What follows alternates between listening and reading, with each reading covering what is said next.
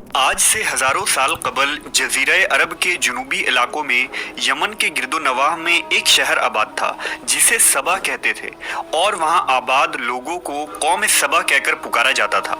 यहाँ के लोग निहायत ही नेमतों और राहतों में थे। हर तरफ लहलहाती फसलें और फल से लदे दरख्त मौजूद थे, मगर ये कौम शिर्क में मुब्तला थी और सूरज की पूजा किया करती थी। जब वहाँ के बादशाह शराजील बिन मालिक की मौत हुई तो उसकी बेटी बिल्कीस ने हुकूमत की बागदौड़ संभाली।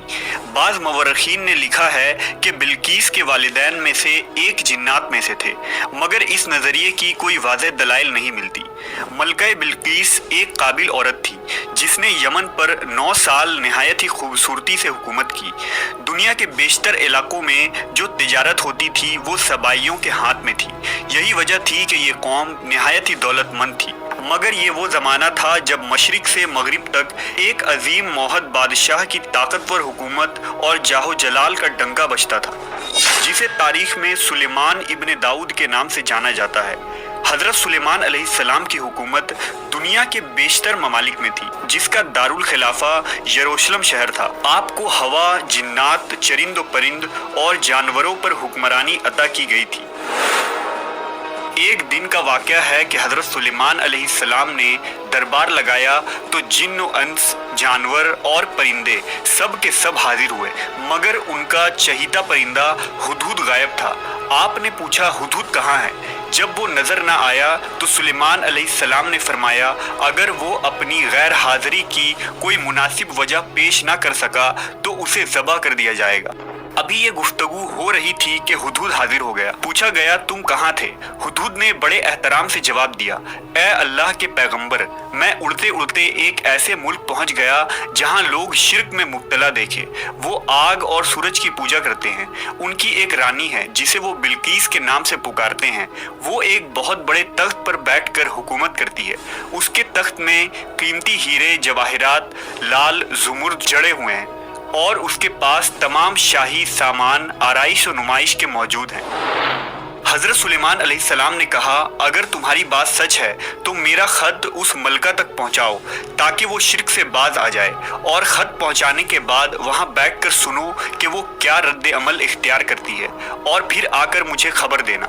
हज़रत सुलेमान अलैहिस्सलाम ने ख़त रवाना किया, जो कुछ यूँ था, शुरू अल्लाह के नाम से जो बड़ा मेहरबान और रहम फरमाने वाला है। ये इज्जत वाला खत सुलेमान इब्न दाऊद की जानिब से मलका सबा बिल्कीस की तरफ है। जो हिदायत की पैरवी करे उसके लिए सलामती है। मुझ पर गलबा की ख्वाहिश ना करो, मेरे मुकाबले में सरकशी इख्तियार ना करो, बल्कि फर्मा बरदार और मुती होकर मेरे पास आ जाओ। ये खत दरअसल मलका सबा और उसकी कौम की तरफ दावत इस्लाम थी। हुदहुद ने यह खत ले जाकर मलका बिल्कीस की गोद में गिरा दिया। मलका के दरबार में उस वक्त 300 के करीब सरदार बैठे थे। उन्होंने जब ये खत पढ़ा तो तैश में आ गए और कहा कि ये हमारी तौहीन है, हमें इसका सख्त जवाब देना चाहिए। मगर मलका बहुत समझदार थी। उसने उन्हें समझाया कि खत से पता चल रहा है कि ये कोई आम शख्स नहीं, खुदा का कोई पैगंबर है, लिहाजा हमें हिकमत से काम लेना चाहिए। उसने कहा कि मैं हज़रत सुलेमान अलैहिस्सलाम की तरफ एक तोहफा भेजती हूँ।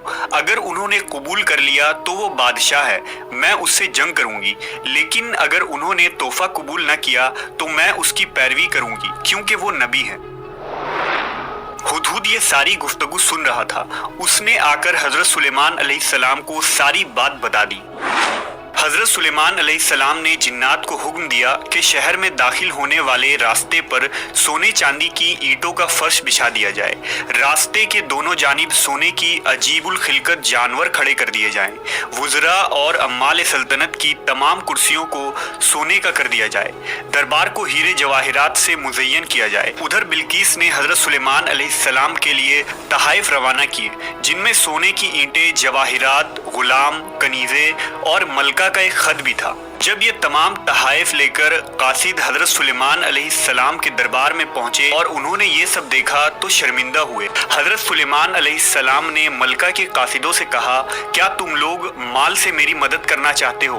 मगर देख लो, जो कुछ अल्लाह ने मुझे दे रखा है वो उससे भी ज्यादा है जो तुम्हें दिया है, लिहाजा तुम्हारा तोहफा तुम्हें मुबारक हो। अब तुम अपने तहाइफ के साथ वापस जाओ और अपनी मलका से कहना कि हमारा इंतजार करे, हम एक जबरदस्त लश्कर लेकर आएंगे। जब ये खबर मलका बिल्कीस को पहुंची तो वो समझ गई कि वाकई ये अल्लाह के नबी है, लिहाजा उसने जंग के बजाय हजरत सुलेमान अलैहिस्सलाम के दरबार में हाजिर होकर अपनी इताअत का यकीन दिलाने का फैसला किया। जब हजरत सुलेमान अलैहिस्सलाम तक ये पैगाम पहुंचा तो आपने अपने दरबारियों से कहा, तुम में से कौन है जो उनके मुती होकर आने से पहले मलका का तख्त मेरे पास उठा लाए?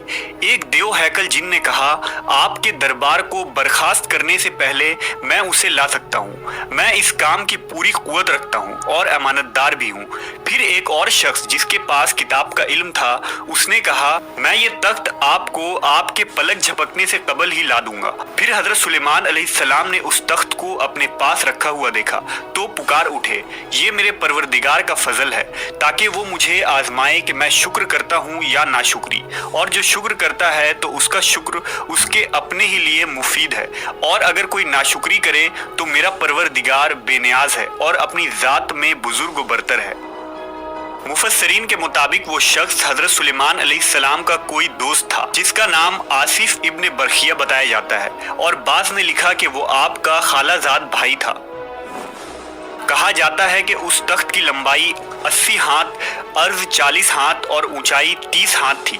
उसमें मोती, सुर्ख, याकूत, सब ज़ुमुर जड़े हुए थे। हजरत सुलेमान अलैहिस्सलाम ने उस तख्त में रद्द बदल कर दिया और उसे पहले से भी बेहतर बना दिया। जब मलका बिल्कीस हजरत सुलेमान अलैहिस्सलाम के दरबार में हाजिर हुई तो आपने पूछा, क्या तुम्हारा तख्त भी इसी तरह का है? उसने कहा, ये तो गोया हू बहू वही है और हमें तो पहले ही मालूम हो गया था और हम फर्मा बरदार हो चुके हैं। बिल्कीस के आने से पहले हजरत सुलेमान अलैहिस्सलाम ने ऐसी इमारत बनाने का हुक्म दिया जिसका फर्श शीशे का हो, नीचे पानी जारी हो, पानी में मछलियां और दूसरे आबी जानवर हो। हजरत सुलेमान अलैहिस्सलाम उस इमारत में अपने शाही तख्त पर जलवा अफरोज थे और शीशे के नीचे से पानी अपनी पूरी आबोताब से बह रहा था, जबकि उसके ऊपर शीशा नजर नहीं आता था। बिल्कीस को इस महल में लाया गया। जब उसने फर्श को देखा तो समझी कि यह पानी का एक हौज है, लिहाजा अपनी पिंडलिया से कपड़ा उठा लिया। सुलेमान अलैहिस्सलाम ने कहा, यह तो शीशे का चिकना फर्श है। तब वो शर्मिंदा हुई और बोल उठी, ऐ मेरे परवरदिगार, मैं सूरज की पूजा करके अपने आप पर जुल्म करती रही हूँ और अब मैंने सुलेमान के साथ अल्लाह रब्बुल आलमीन की इताअत कबूल कर ली। लिहाजा बिल्कीस पर यह जाहिर हो गया कि जिस तरह वो शीशे के सहन को पानी का लहरें मारने वाला गहरा हौज समझ बैठी, उसी तरह उसने और उसकी कौम ने सूरज की चमक और दमक देखकर उसे माबूद और खुदा समझ बैठे।